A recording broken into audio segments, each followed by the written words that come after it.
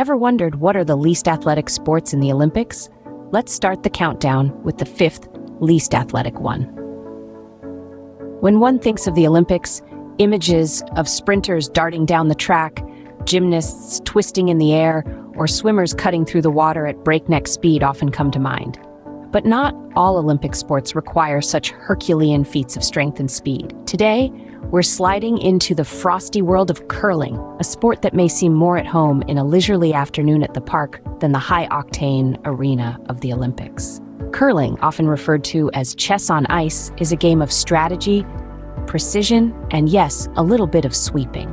Unlike many other Olympic sports, the aim here isn't to be the fastest or the strongest. Instead, players must demonstrate a keen eye for angles, a steady hand, and a strategic mind to outmaneuver their opponents. The objective is simple. Get your stones closer to the center of the target, called the house, than your opponent's stones. Simple, right? Well, not quite. While it may not demand the raw physical prowess required in other sports, curling is far from easy. It's a game that requires a deep understanding of physics, a mastery of strategy, and an ability to re-ice. Each throw, each sweep, each decision can make the difference between victory and defeat. And let's not forget, curling has a rich history that dates back to the 16th century in Scotland. It's a sport that has stood the test of time, evolving and growing into the complex game we see today. It's a testament to the fact that the Olympics is not just about who can jump the highest or run the fastest, but also about who can think the smartest and play the cleverest. So, curling takes the fifth spot on our list. Intriguing, isn't it? Moving on to our fourth least athletic sport in the Olympics. Let's pull back the bowstring and set our sights on archery. Now, before you archery enthusiasts start reaching for your arrows, let me clarify. When we say least athletic, we're not discounting the skill, the precision, or the discipline required for the sport. We're simply referring to the physical exertion aspect. Archery as a sport is a fascinating blend of mental focus, precision, and steadiness. It's not about how fast you can run or how high you can jump. It's about how still you can stand, how steady you can hold your hand, and how accurately you can aim. So, what makes archery a contender for our list? Well, it's the lack of intense physical activity. You won't find archers sprinting across fields or diving into pools. Instead, you'll find them standing quietly, their bodies as still as statues, their eyes locked on a target several meters away. But don't mistake this lack of movement for a lack of effort. The concentration required to aim that arrow and hit the bullseye is immense. The precision needed to ensure that the arrow follows the exact path you've envisioned in your mind is incredible. It's a mental game, a battle of focus and determination. And it's this mental aspect that makes archery a worthy Olympic sport. While it may not require the physical exertion of, say, a marathon runner or a weightlifter, it demands an exceptional level of mental strength and control. It's a sport where the smallest twitch can mean the difference between gold and going home empty-handed. In archery, it's not about the strength of your muscles, but the strength of your mind. It's about being able to tune out the world around you, to focus solely on your target, to control your breathing, your heartbeat, even your thoughts. So archery holds the fourth spot, a sport where the mind triumphs over muscle. Before we unveil the third least athletic sport, don't forget to subscribe, follow, like, comment, and share this video. Now let's aim at the target, the third least athletic sport in the Olympics. Shooting. Shoot. You might be thinking, shooting? Really? That's a sport? Well, it is, and it's been a part of the Summer Olympics since the first modern games in Athens in 1896. Shooting might not require the intense physical workouts associated with most other Olympic sports, but it requires a different kind of athleticism. It's more about control, precision, and mental fortitude than physical exertion. Shooting is a sport where the slightest twitch, the smallest miscalculation, can mean the difference between standing on the podium or watching from the sidelines. To excel at shooting, athletes need a steady hand, a sharp eye, and the ability to control their breathing. It's all about minimizing movement and maximizing focus. Imagine standing still, holding your breath, and trying to hit a target the size of an apple from 50 meters away. That's a feat that requires an incredible amount of skill and precision. But shooting isn't just about physical control, it's also a mental game. Athletes have to block out distractions, manage their nerves, and stay focused under pressure. It's a sport where the mind can be as important as the body, if not more so. So why is shooting included in the Olympics?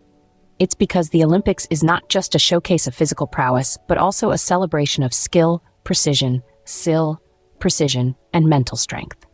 Shooting embodies all these qualities. And let's not forget that shooting is a sport with a rich history and tradition. It's a sport that celebrates precision and control over brute strength and speed. It's a sport that reminds us that not all athletes are built the same, and that's what makes the Olympics so special. So there you have it. Shooting, the third least athletic yet mentally demanding sport in the Olympics. Up next, we'll be discussing the second least athletic Olympic sport. Stay tuned. Getting closer to the top of our list, here's the second least athletic Olympic sport. Let's talk about equestrian. Now hold your horses. I know what you're thinking. The horses are the real athletes here, right? Well, you're not entirely wrong, but there's much more to it than that. Equestrian is a sport that involves horseback riding, and it's been a part of the Olympic Games since 1900. But unlike most other sports, in equestrian, the physical exertion is primarily on the horse, not the rider. The horse is the one galloping, jumping, and performing intricate movements, while the rider, well, rides. But that doesn't mean the rider's role is insignificant. In fact, it's quite the opposite. The rider is responsible for controlling the horse, coordinating its movements, and timing everything just right. It's almost like a dance, where the rider leads and the horse follows. And just like in a dance, the rider's role is more about skill and less about physical exertion. The rider needs to have a deep understanding of the horse's behavior and movements. They need to be able to communicate with the horse, often through subtle cues that are invisible to the untrained eye. And they need to be able to react quickly and make split-second decisions, all while maintaining their balance and composure on a 1,000-pound animal. So, while equestrian might not be as physically demanding as, say, weightlifting or sprinting, it's still a sport that requires a high level of skill, precision, and mental focus. And that's why it's included in the Olympics. But is it athletic? Well, that depends on your definition of athleticism. If you define it as physical exertion and fitness, then no, equestrian is not particularly athletic, at least not for the rider. But if you define it as skill, control, coordination, and mental focus, then yes, equestrian is indeed an athletic sport. Equestrian, a sport of grace and coordination, takes our second spot. And now, the moment you've been waiting for, the least athletic sport in the Olympics is bridge. Yes, you heard it right, bridge, the card game that's been a staple at family gatherings and friendly get-togethers for generations. Now, you might be wondering, how did a card game make its way into the Olympics? Well, bridge is a part of the Mind Sports Olympiad, a unique event that celebrates the mental agility and strategic thinking that certain games require. While it may not require the physical exertion of a 100-meter sprint or the sheer strength of weightlifting, bridge demands a different kind of athleticism, one that resides in the mind. Bridge is a game of strategy and skill, a battle of wits played out on a card table. It requires a deep understanding of the game's complex rules and a keen eye for detail. Players must be able to anticipate their opponent's moves, formulate a winning strategy, and adapt to the ever-changing game dynamics on the fly. This mental agility is what makes bridge a sport in its own right.